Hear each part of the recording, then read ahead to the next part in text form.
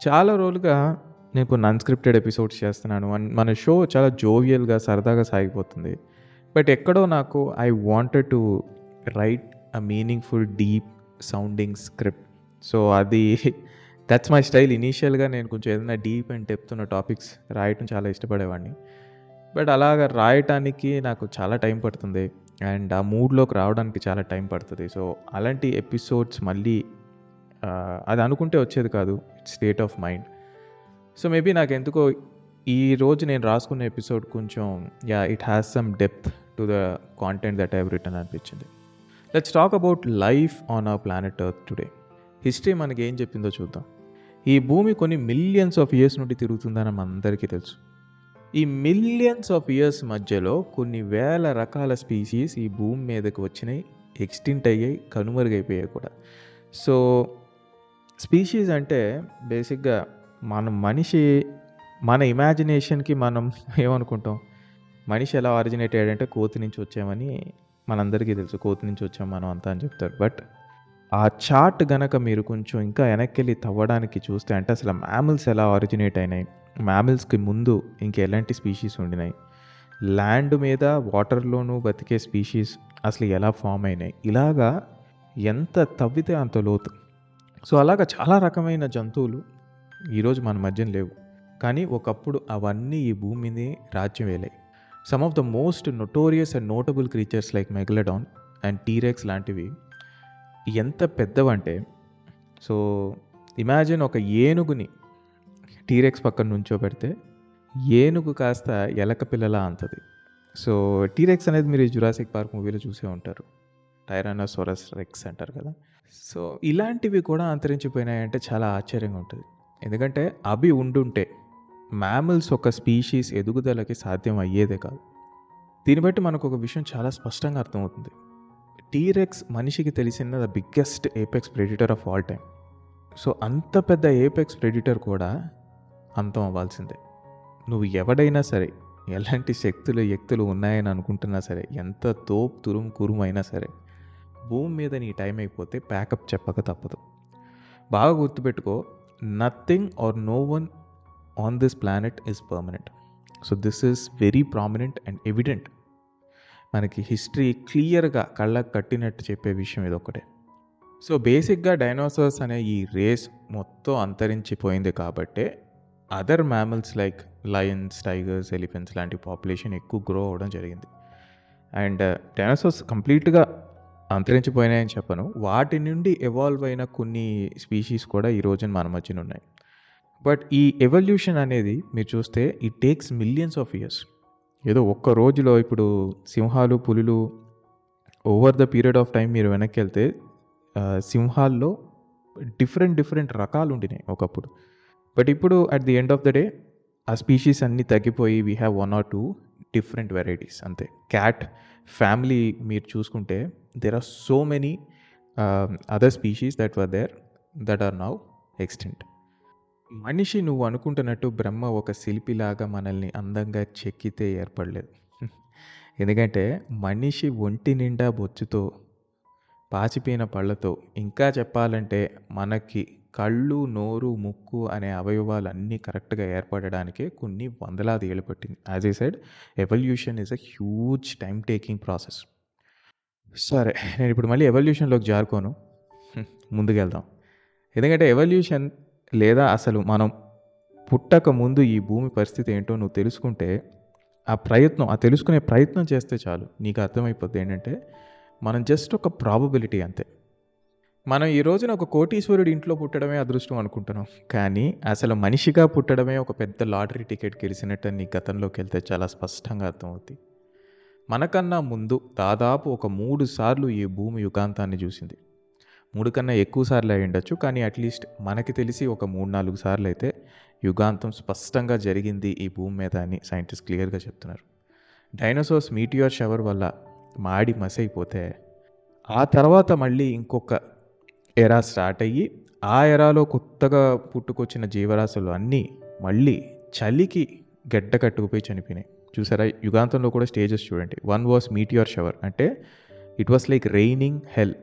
మొత్తం అడవులు అన్నీ తగలబడిపోయి ఎక్స్ట్రీమ్ హీట్తో ఆల్మోస్ట్ ఒక ఓవెన్లో పెట్టి మనం చికెన్ని కుక్ చేస్తే ఎలా మాడిపోద్ది చర్మం, అలాగా అప్పుడు డైనోసార్స్ కావచ్చు, డైనోసార్స్తో పాటు మిగతా స్పీషీస్ అన్నీ ఏవైతే ఉండినాయో అవన్నీ సజీవ దహనం అయిపోయినాయి. నెక్స్ట్ ఏంట్రా అని చూస్తే, నెక్స్ట్ క్యాటాస్ట్రోఫీ ఏంట్రా అని చూస్తే చలి, ఎక్స్ట్రీమ్ చలి. ఇంకెలా అయితే మనం ఫ్రీజర్లో భూమిని మొత్తం తీసుకొచ్చి ఫ్రీజర్ లోపల పెడితే ఏమవుతుంది పరిస్థితి, అలా అన్నమాట. ఈవెన్ వాటర్ నుంచి, సర్ఫేస్ వాటర్ లెవెల్ నుంచి చెట్టు చేమ అన్నీ బిగుసుకుపోయినాయి, కంప్లీట్గా నాశనం. సో దాన్ని మనం ఐసేజ్ అని కూడా అంటాం. సో ఈ 2 డిఫరెంట్ యుగాంతాల్లో ఏమైందంటే most of the species were lost. So మీరు ఈ ట్రెండ్ చూస్తే ఇంకొన్ని వందల ఏళ్ళలో మనకి ఒక రీసెట్ అనేది తప్పకుండా జరుగుతుంది. ఈ భూమి మీద కొన్ని మిలియన్స్ ఆఫ్ ఇయర్స్లో మీరు చూస్తే, ఈ టైమ్ స్పాన్ అనేది చూస్తే మిలియన్స్ ఆఫ్ ఇయర్స్ గ్యాప్ మధ్యలో ఇలాగ యుగాంతం వస్తుంది, మొత్తం కొట్టుకుపోద్ది, మళ్ళీ కొత్త స్పీషీస్ అండ్ కొత్త ఎవల్యూషన్ స్టార్ట్ అవుతుంది అనమాట. మనిషి పోయాక ఇంకేం కొత్త రకమైన జీవరాశులు వస్తాయో మనకు తెలియదు, కానీ నథింగ్ ఇస్ పర్మనెంట్ అనేది మళ్ళీ మనకి ఇంకొకసారి నేను ముందు చెప్పినట్టే హిస్టరీ చాలా క్లియర్గా ప్రూవ్ చేసింది. కానీ ఇక్కడ హిస్టరీ ఇంకొకటి కూడా మనకి చాలా క్లియర్గా చెప్తుంది. అదేంటంటే those who adapt are the ones who survive. అంటే ఎవరైతే పరిస్థితులకి అనుకూలంగా మారుతూ వచ్చారో వాళ్ళు ఖచ్చితంగా ఎలాంటి సిచ్యువేషన్లో అయినా బ్రతికి బట్ట కడతారు అని. పాస్ట్లో మనం చాలాసార్లు అంతరించిపోవాల్సింది, మనం అంటే మనుషులు. తినడానికి తిండి దొరక్క, వేటాడలేక అలిసిపోయి, జంతువులకి క్రూరముగాలికి బలైపోయి మనం ఇంకా బ్రతకమేమో అనుకున్న పరిస్థితులు చాలాసార్లు వచ్చినాయి. కానీ వాటి నుండి, ఆకలి బాధల నుండి, ఆకలి పోరాటాల నుండి బయటపడేసింది వ్యవసాయం. జబ్బు వచ్చి అసలు ఎందుకు చనిపోతున్నామో తెలియకుండా పోతున్న టైంలో, మనకు అసలు ఎందుకు చనిపోతున్నామో కూడా అర్థం కాని టైంలో మనల్ని బ్రతికించింది మెడిసిన్. సో ప్రతి దానికి మనిషి ఒక ఆల్టర్నేటివ్ కనుక్కుంటూనే వచ్చాడు. బ్రతికించడమే కాదు, మాకు చంపడం కూడా వచ్చని చెప్పడానికి అణు ఆయుధాలను కూడా తయారు చేశాడు.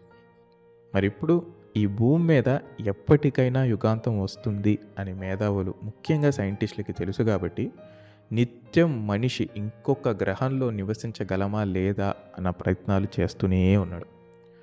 సో కమ్ వాట్ మే, ఏది జరిగినా సరే, రేపు నిజంగా యుగాంతం వచ్చి మనం అంతా పోయినా సరే, మళ్ళీ హిస్టరీ మనకి ఏం చెప్తుందంటే life will always find its వే.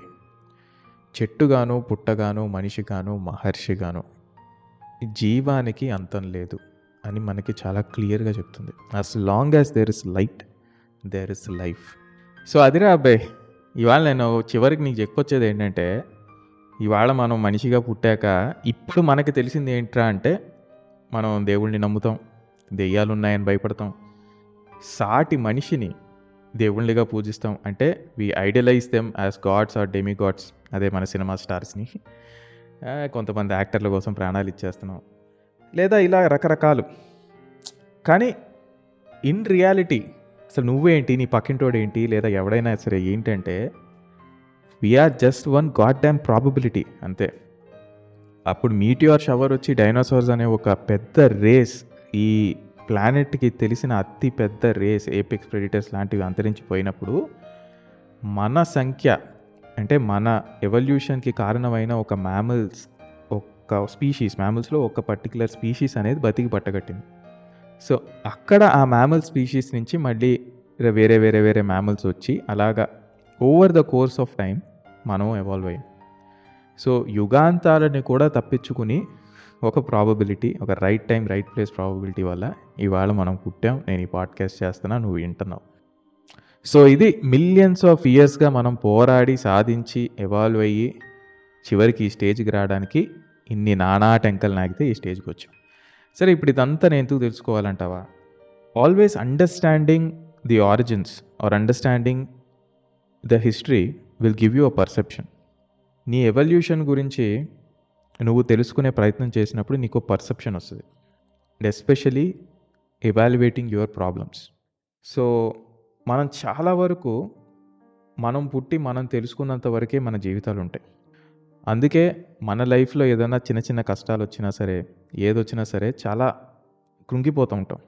ఇప్పుడు ఎలా చెప్పాలి, బేసిక్గా ఇప్పుడు తల్లిదండ్రులు పిల్లలకి ఒక బొమ్మ కొనివ్వకపోతే ఆ పిల్లోడికి చాలా బాధేస్తది. ఇంతే నా జీవితం అని ఒక డిప్రెషన్‌లోకి వెళ్ళిపోయిన స్టేజెస్ కూడా ఉన్నాయని సైకియాట్రిస్ట్ చెప్తారు. ఏది జస్ట్ ఒక బొమ్మ కొని ఉన్నందుకు. పిల్లలు డిప్రెషన్‌లోకి వెళ్తున్నారంట. సో, అలా ఎందుకు ఆ పిల్లోడు డిప్రెషన్‌లోకి వెళ్తున్నాడు అంటే, యాజ్ ఎ చైల్డ్ వాడి ప్రపంచం చాలా చిన్నది. వాడికి తెలిసిందల్లా 4 గోడలు, అమ్మ, నాన్న, వాళ్ళు చూపించే ప్రేమ. అంతకు మించి వాడికి పెద్దగా ప్రపంచం తెలీదు. సో, అలా ప్రపంచం తెలియని ఒక పిల్లాడికి నువ్వొక చిన్న ఇబ్బంది కలగజేసినా సరే, ఆ ఇబ్బంది చాలా పెద్ద ఇబ్బందిగా ఫీల్ అయ్యి వాడు డిప్రెషన్‌లోకి వెళ్తాడు. సో, అందుకే మనం ఎప్పుడైనా సరే ప్రపంచాన్ని చదవాలంటాం. అది ఊరినే అనరు. ఎందుకంటారంటే దానిలో చాలా డెప్త్ ఉంది. మనం ఎప్పుడైతే సరే వెనక్కెళ్ళి మనం కొంచెం మన ఎవల్యూషన్‌ని గానీ, మన రూట్స్‌ని గానీ, అసలు మనం ఏంటనేది గానీ తెలుసుకునే ప్రయత్నం చేస్తే, చెప్తారు కదా, తెలిసింది గోరంత తెలియాల్సింది కొండంత అని.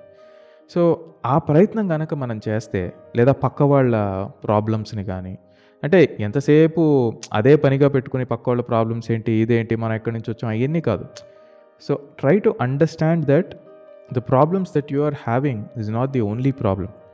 నాకే ఎందుకు ఇలా జరుగుతుంది అనుకునే కన్నా ముందు try to understand the perception of the world. This world is unfair. ఈ ప్లానెట్, ఈ భూమి మీద నీ బ్రతికే చాలా అన్‌ఫేర్. ఇది ఎందుకు చెప్తున్నా అంటే ఇదే మనకి హిస్టరీ చెప్పింది. ఒకటి, మనం యుద్ధాల వల్ల చచ్చిపోయాం. యుద్ధాల్లో చనిపోయే సైనికులకి ఎందుకు చనిపోతున్నారు అన్న విషయం ఏదైనా తెలుస్తుందా? ఏం లేదు. ఒక దేశం రాజు ఇంకో దేశం రాజు తలపడ్డారు, మధ్యలో సైనికులు చనిపోతారు.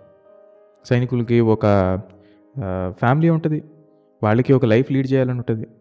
కానీ వాళ్ళ దేశం కోసం అంటారు. కానీ నిజానికి అది దేశం కోసమా లేదా రాజుల కోసమా?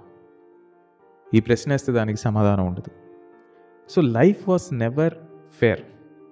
ఎక్కడో భూమికి సంబంధం లేని ఆకాశంలో ఎక్కడో ఒక రాయి గాల్లో తేలుతుంటే, ఆ రాయి భూమి యొక్క గ్రావిటీ వల్ల ఆ రాయి భూమి మీదకి పుల్ అవటం జరిగింది. అండ్ అది వచ్చి కొట్టిన ఫోర్స్ వల్ల యుగాంతం వచ్చిందంట. పాపం అది ఏదో గడ్డి మేస్తూ లేదా జింకల్ని వేటాడుతూ లేదా ఇంకేటినో వేటాడుతూ కింద హాయిగా తిరుగుతున్న డైనోసార్స్కి ఏం తెలుసుంటుంది అప్పుడు? ఏమి తెలుసుంటుంది? అసలు ఎందుకు చనిపోతున్నామో కూడా తెలియక చనిపోయినాయి మన భూమి మీద చాలా స్పీషీస్. ఇలాగే చలికి బిగుసుకుపోయి చచ్చిపోయినాయి, లేదా భరించలేని వేడికి ఫ్రై అయిపోయి చచ్చిపోయినాయి, వాటర్ దొరక్క చచ్చిపోయినాయి. ఇలాగా ఎందుకు చనిపోతున్నామో తెలియక చనిపోయినవి స్పీషీస్ ఎన్నో ఉన్నాయి. ఎస్పెషలీ మనుషుల్లో కూడా. As I said, war, Hitler ఎరార్లో కావచ్చు, లేదా ఇంకా చాలా World War I, World War II. So ఎందుకు చనిపోతున్నావు రా బాబు, నాకు సంబంధమే లేదు కదా, ఎవరో అది ఇద్దరు ఇరు దేశాల గొడవ వల్ల మమ్మల్ని ఎందుకు చంపుతున్నారని ఈ రోజుకి మనం వార్స్ చూస్తాం. So life is bloody unfair. దానివల్ల నేను చెప్పేది ఏంటంటే, పర్సెప్షన్ మార్చుకో. నీకు ఎప్పుడైనా కష్టాలు వస్తున్నాయి, కన్నీళ్ళు అందరికీ ఉంటాయి, but try to look at it from a broader view. ఊరినే బుక్కులు చదివేస్తే నేను ప్రపంచాన్ని చదివేశాను అనేది కాదు. ప్రపంచాన్ని చదవడం అంటే దానికి వేరే అర్థం ఉంది. Try to learn people and their problems and go back to the history. And హిస్టరీలో నేను అదే చెప్తా, హిస్టరీ చదువుతున్నప్పుడు దాని డేట్లు, లేదా పాపులేషన్ ఎంత ఉండింది, ఈ సిటీ పేరేంటి, ఈ సిటీలో జనాలు ఎలాంటి డ్రెస్ వేసుకునేవాళ్ళు, బట్టలు వేసుకునేవాళ్ళు, ఇది కాదు. Study there emotions, study their culture. ఆ టైంలో ఎవల్యూషన్ ఎలాగా ఆరిజినేట్ అయింది, ఇలాంటి విషయాలు చూడు, ఇంపార్టెంట్ విషయాలు. నీ హ్యూమన్ దాన్ని ఏమంటారు, ఎమోషన్స్ని కదిలించే విషయాలను గుర్తుపెట్టుకో. అంతేగాని ఆ ప్లేసులు, తేదీలు, యుద్ధం జరిగింది ఏడీలోనా పీసీలోనా, ఈ అవసరం లేదు. సో అలా ఎప్పుడైతే నువ్వు ఒక పర్సెప్షన్ తోటి, ఒక బిగ్గర్ పర్సెప్షన్ తోటి థింగ్స్ని చూడటం స్టార్ట్ చేస్తావో, దెన్ మేబీ మనకున్న ప్రాబ్లమ్స్ కొంతైనా సరే మనకి డిప్రెషన్ని ఇవ్వకుండా మనకి స్ట్రెంగ్త్ని ఇచ్చేలాగా అది హెల్ప్ చేస్తుంది. ప్రాబ్లమ్స్ రాకుండా మనం ఎవరు ఆపలేం. మన లైఫ్ అనేది ఎప్పుడు స్టడీగా వెళ్ళదు. స్టడీగా వెళ్ళేది మనం చనిపోయాకే. గ్రాఫ్ అనేది ups and downs, ups and downs, ups and downs వస్తూనే ఉంటాయి. సో అప్స్ అండ్ డౌన్స్ని తట్టుకోవాలంటే, when you see problems, others problems, or when you see the entire world's problem, and when you try to understand, okay ఇది life అంటే ఇంతే అని నువ్వు ఎప్పుడైతే అర్థం చేసుకుంటావో, మేబీ నీ కొద్దో గొప్ప నువ్వు డిప్రెషన్ నుంచి బయటపడే అవకాశం ఉంది. ఎందుకంటే నువ్వు ప్రాబ్లం వచ్చినప్పుడు, ఓకే ప్రాబ్లం వచ్చింది, ఇప్పుడు దాన్ని ఎలా ఎదుర్కోవాలని ఆలోచిస్తావు తప్ప కృంగిపోవు. కష్టాలు, కలిసి రాకపోవటాలు, ఎంత ప్రయత్నించినా ఫలితం లేకపోవడం లాంటివి మనకి కొత్త ఏం కాదు. పుట్టినప్పటి నుంచి చాలాసార్లు చూసేసాం. నేను ఇందాక చెప్పినట్టు మనకి నచ్చిన బొమ్మ కొనివ్వనప్పుడు వచ్చే దుఃఖంతో పాటు మనకి నచ్చిన అమ్మాయి దొరక్కపోవచ్చు, మనకి నచ్చిన ఉద్యోగం రాకపోవచ్చు, మనం అనుకున్నది లైఫ్లో బాధ్యతల వల్ల చేయలేకపోవచ్చు. ఇలాగ బొమ్మతో మొదలయ్యి చివరికి ఒక బిజినెస్ పెట్టాలనుకున్న మన వల్ల కాని స్టేజ్ వరకు మనం చాలా ఇలాంటి సమస్యలు చూసి దాటేసాం. అండ్ ఇంకా నువ్వు చూస్తావు, ఇంకా వాటిని దాటుతావు. సో ఎపిసోడ్ కంక్లూషన్కి వచ్చేద్దాం. చివరిగా నేను చెప్పేది ఏంటంటే, నువ్వు ఇంకా బ్రతుకున్నందుకు ఫస్ట్ కంగ్రాట్స్. ఎందుకంటే చెప్పాను కదా మనం ఎన్ని దాటుకొచ్చాము. రీసెంట్గా కరోనాను కూడా దాటాం. నిన్నటి మీద రేపు బెటర్గా ఉండే ప్రయత్నం చేద్దాం, అంతే. ఇంతకుమించి పెద్ద ఎక్స్ట్రాలు అవసరం లే మనకి. కష్టమో, నష్టమో, బాధో, దుఃఖమో, నీ పరిస్థితి ఏదైనా కానీ రవై మూసుకుని ముందుకు అడిగేక తప్పదు. As I said, those who adapt will survive. పేరు గుర్తుంది కదా. This is Phani Tej AKA మీ సాఫ్ట్వేర్ కుర్రాడు signing off. And also, let's welcome 2024.